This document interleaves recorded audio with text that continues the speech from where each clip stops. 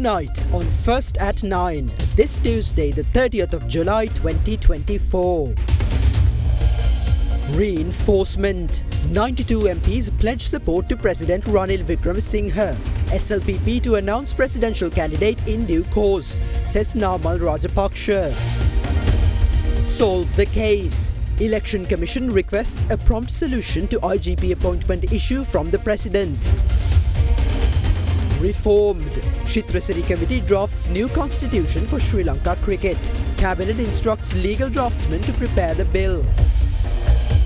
Operations expansion. Colombo Port Western Terminal expected to begin operations in February 2025. ඔබේ විශ්වාසය දෙනු සෙන්සුරයින් දැන් ළඟමැති ෆාමසියෙන් ලබා ගත හැක. From Derana, this is Derana First at 9. Live from Studio 24 in Colombo. Good evening and welcome to tonight's edition of Derana First at 9. I'm Tarindu Mahendra, joining you live with the latest in Sri Lanka and from around the world. Now taking you to your top story this evening, criticising the Politburo decision of ruling party Sri Lanka Podujana Peramuna to field a candidate of its own for the upcoming presidential election, more parliamentarians of the SLPP extended their support to President Ranil Wickremesinghe during the course of the day. Following the ruling party MPs meeting at the Presidential Secretariat in Colombo this evening, the President's office announced that 92 members of Parliament, including ministers and state ministers, have met with President Ranil Wickremesinghe and have pledged their support for him in the upcoming presidential election. The Politburo of the ruling party Sri Lanka Podujana Peramuna decided yesterday to field a candidate of its own for the forthcoming presidential election. The proposal, which was put forward by SLPP General Secretary Sagara Karyavasam, received 61 votes in its favour, while 11 members voted against it and called on the party to support President Ranil Wickremesinghe.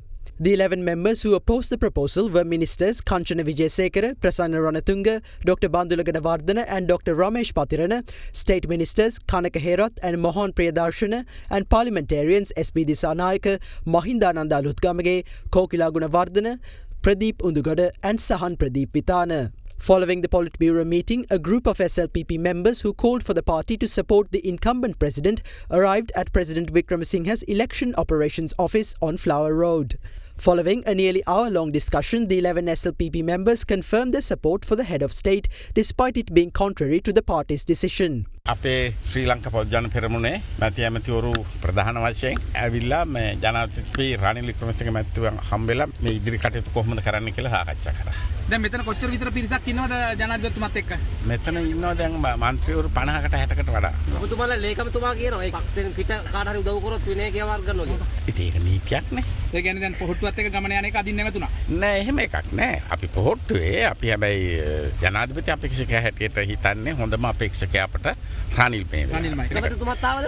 අගමැතිතුමා ආවා. ආවනේ ඔක්කොම ඉන්නවා රනිල් මහත්තයත් එක්ක කියන්නේ. නෑ පොහොට්ටුවේ ඉතින් ඇමතිවරුන්ගෙන් මේ සියලු දෙනාම වගේ ජනාධිපතිතුමාට ඉන්නේ. රාජ්‍ය ඇමතිවරුන්ගෙන් 4-5 දෙනෙක් ඇරෙන අනිත් සියලු දෙනා ඉන්නේ ජනාධිපතිතුමාට. මන්ත්‍රීවරුන්ගෙන් 90%ක් ඉන්නේ ජනාධිපතිතුමාට.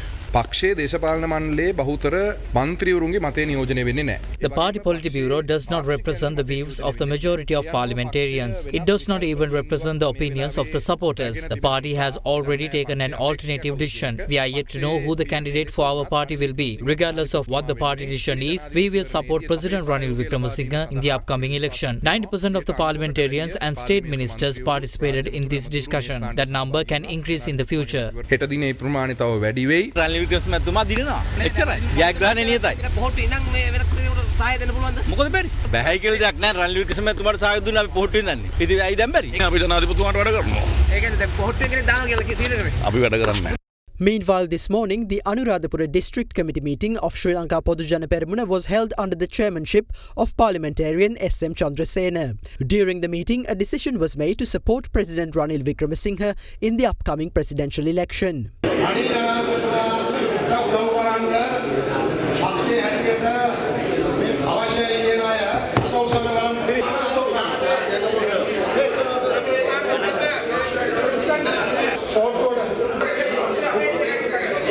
අපි කොහොමද ඉල්ලීමක් කරනවා නායකයන් ඉල්ලීමක් කරනවා නිවදින මහජනයාගේ මතය තමයි තමුන්නාස සම්බන්ධ කොට්ටාස නායකයෝ ඇතුළු ප්‍රාදේශීය නායකයෝ ඉදිරිපත් කළා. ඒ පිළිබඳව ඉතින් නමලා නැවතත් ඒ ගත තීන්දුව රැස්කට අරන් රනිල් වික්‍රමසිංහ ජනාධිපතිතුමාට උදව් කරන්න කියන ඉල්ලීම කරනවා. Meanwhile, during the course of the day, more parliamentarians, including those representing the Podujana Peramuna, announced their support for the incumbent president at the presidential polls. මං හිතනවා සීලුම පාර්ලිමේන්තු මන්ත්‍රීවරු ටික ශ්‍රී ලංකා පුජ්ජන පෙරමුණේ කැඳෙව්වා නම් මේ තීන්දුව මේ විදියට නෙවෙයි එන්නේ මීටත් වඩා හාත්පසින්ම වෙනස් විදියට. රනිල් වික්‍රමසිංහ ජනාධිපතිතුමා ඒ කරපු කාර්යභාරය President Ranil Wickremesinghe brought relief to the people in this country by bringing down inflation and eliminating fuel and gas queues.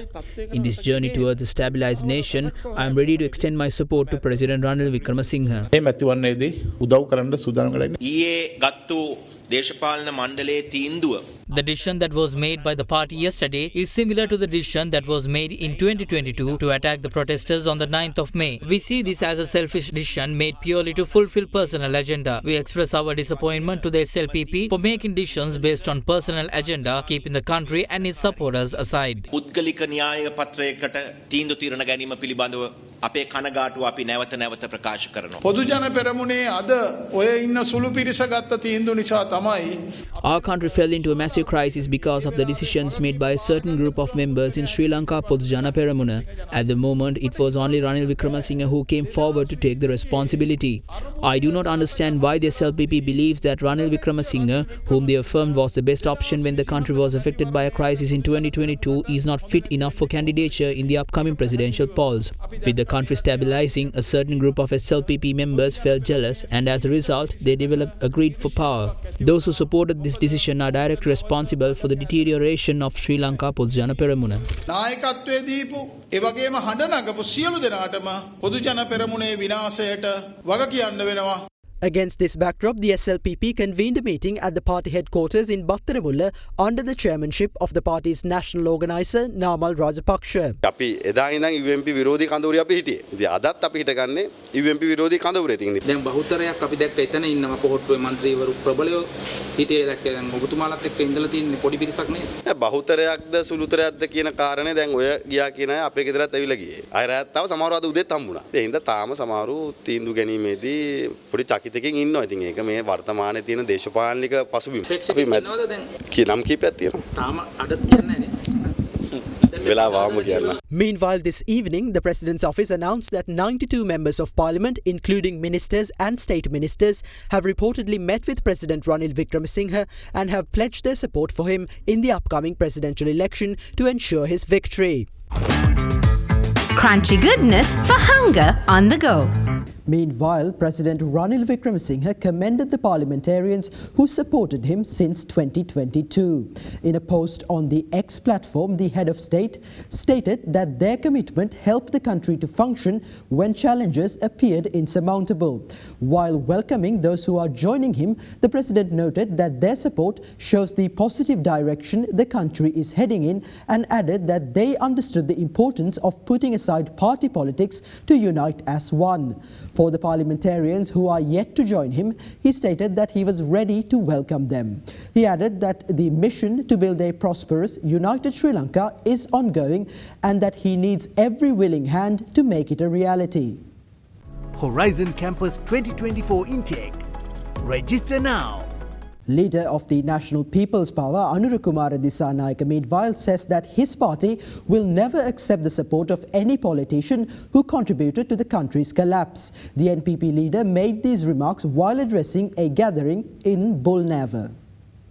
A farmers' rally organised by the National People's Power in Bulnavar was held this evening under the patronage of its party leader Anurukumara Dissanayake. SM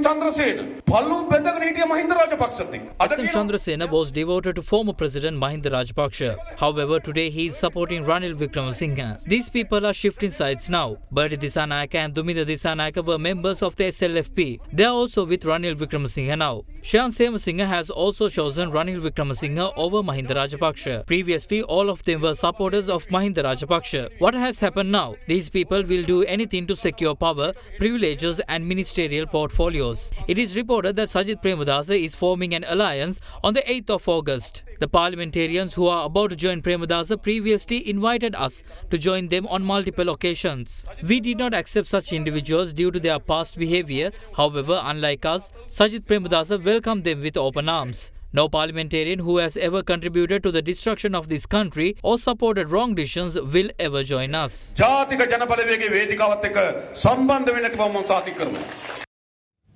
Opposition leader Sajith Premadasa assures that he will eliminate immorality such as corruption, fraud, theft and lawlessness from the country, beginning from the top of the country's administration. The opposition leader made this statement while addressing an event in Polonnaruwa.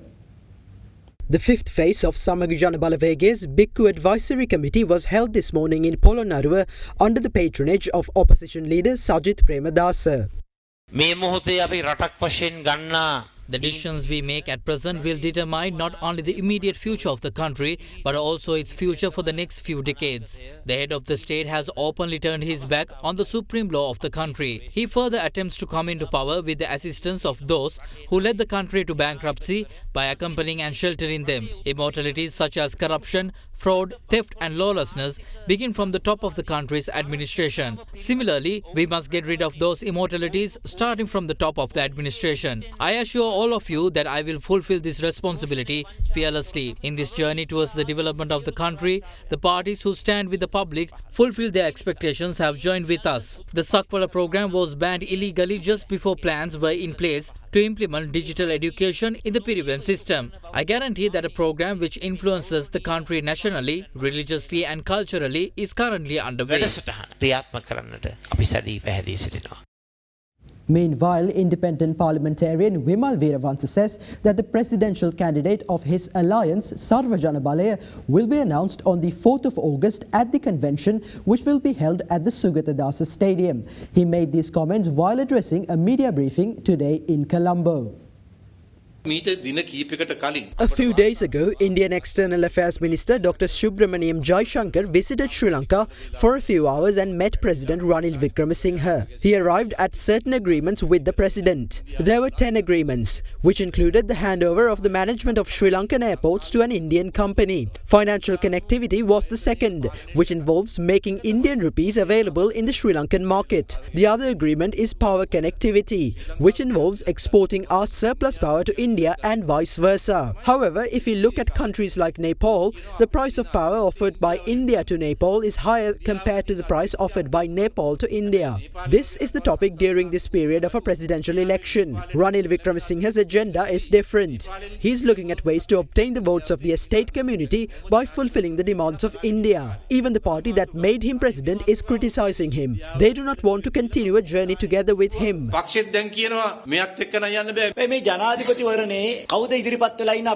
Ranil Wickremesinghe, Sajith Premadasa, Anurakumara Dissanayake, Vijayadasa Rajapaksa and Sarath Fonseca will be contesting the presidential election this year. All of them represented the government of good governance that was formed in 2015. If the next president is one of these candidates, then our effort in defeating the government of good governance in 2020 will be in vain. We believe that there has to be a candidate who can represent the wishes of the 6.9 million voter base.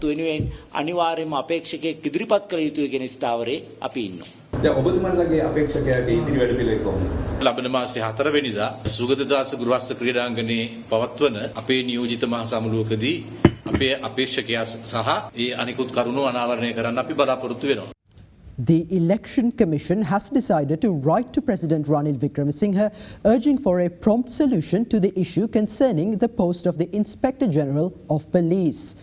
The decision was made by the Commission during a meeting which was held this morning at the Election Commission premises in Rajagiriya. This is also the first time that the Election Commission convened a meeting after the announcement of the 2024 presidential election. It is reported that special attention was directed during the meeting towards several matters related to the presidential poll.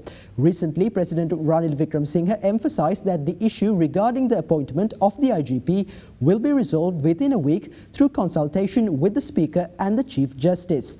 The President added that he is fully committed to holding the presidential election on the 21st of September and will not consider postponing it beyond that date. The Cabinet of Ministers has approved presenting the drafted Truth, Peace and Reconciliation Bill to Parliament for approval. Additionally, it has been decided to amend the Port City Act to streamline the investment process for potential investors in the global economic zone. And with that, let's take a look at the decisions made during this week's Cabinet meeting.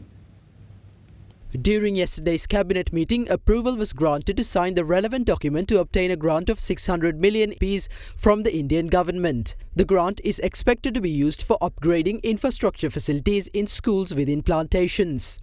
The Cabinet of Ministers has approved the drafting of the Truth, Peace and Reconciliation Bill for publication in the Government Gazette and presentation to Parliament for approval. The bill, which was prepared last month, has received clearance from the Attorney General. Additionally, it has been decided to amend the Port City Economic Commission Act No. 11 of 2021 to maximise the feasibility of the Port City as a globally competitive specialised economic zone. The amendments are also expected to eliminate obstacles that have impeded the commencement of business operations, as highlighted by investors planning to engage in business activities at the Port City. In another decision, approval has been given to instruct the legal draftsman to prepare a bill for the introduction of a new act for the National Agency for Public-Private Partnership. The agency is expected to collaborate with international organizations to create and manage public-private partnership programs and projects, identify such programs and implement them in cooperation with government agencies. The new act is being introduced to provide a legal framework for efficiently managing relevant partnership agreements. The Cabinet of Ministers has also approved the importation of the required stocks of eggs to stabilize market prices and ensure adequate supply for the Ramadan and Christmas seasons. This importation is also expected to support the country's bakery industry. With that, let's take a look at local news around the island in brief. Wanathavilua police discovered a suspicious body floating in the Kalaoya River. Police suspect that the body might belong to an individual who went missing following a recent altercation between two groups who went swimming in the Kalaoya.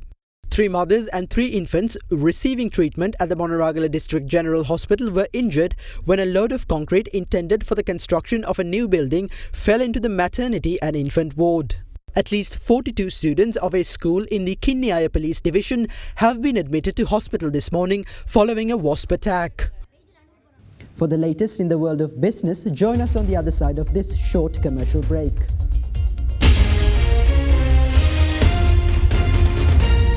Star Dishwasher Dally Tell Indul Pahasuwen Sede. Star Dishwasher Magic Tub එක.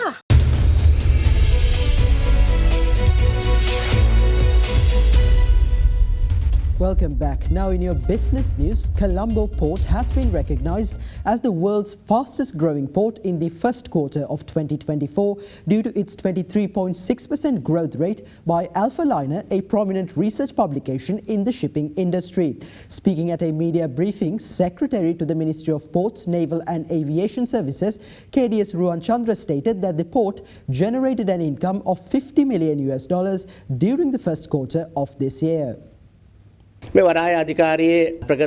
If we speak about the progress of the Ports Authority, it has achieved considerable growth in its operational performance in 2024. Alpha Liner, a leading research publication in the shipping industry, as the world's fastest growing port in the first quarter of 2024. It has achieved an impressive growth of 23.6% in its operational capacity in 2024 compared to 2023. All 4 terminals operated by the Ports Authority, which include the Jaya Container Terminal, East Container Terminal, South Asia Gateway Terminal and Colombo International Container Terminal, have significantly contributed to its growth. In 2023, the Ports Authority recorded a profit of $100 million, and in just the first quarter of 2024, it has already made a profit of $50 million. Additional constructions of the Eastern Container Terminal and the construction of the new Western Terminal is currently underway with the aim of enhancing the port's operational capacity. The Western Terminal expected to commence operations in February 2025. The Colombo bourse closed in red today as a result of price losses in counters such as Commercial Bank, CT Holdings and Brown's Investment, with the turnover crossing 558 million rupees. The benchmark all-share index settled 0.93% lower at 11,510.76 points, while the S&P Sri Lanka 20 edged down by 1.05% to close at 3,333.82 points. Trading volume on the ASPI rose to 29 million shares from the 12.6 million in the previous session. The capital goods sector was the top contributor to the market turnover. Foreign participation in the market activity remained at subdued levels, with foreigners closing as net sellers.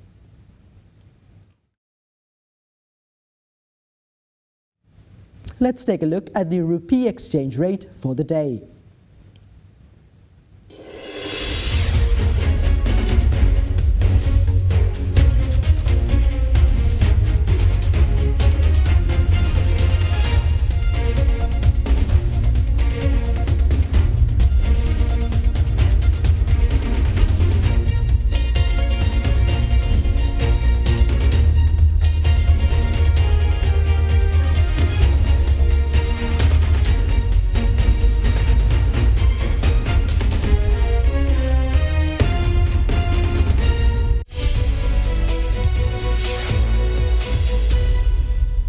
With that, here's a look at corporate news in brief.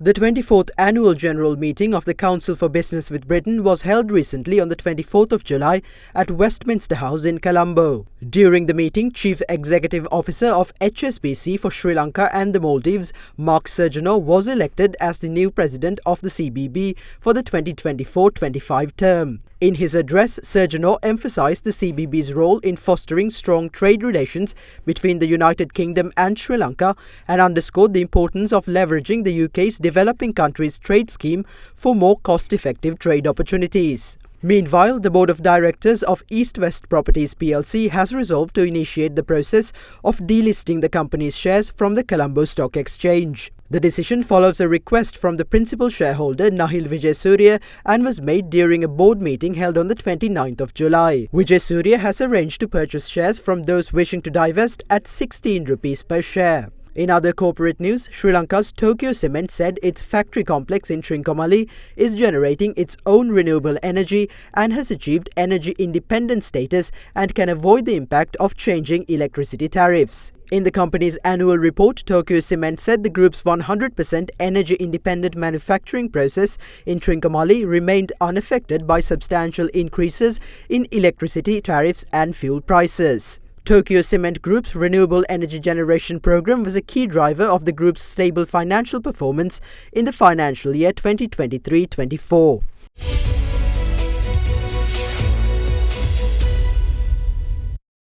And with that, we wrap up tonight's edition of First at 9. Thank you for joining us and have a good night.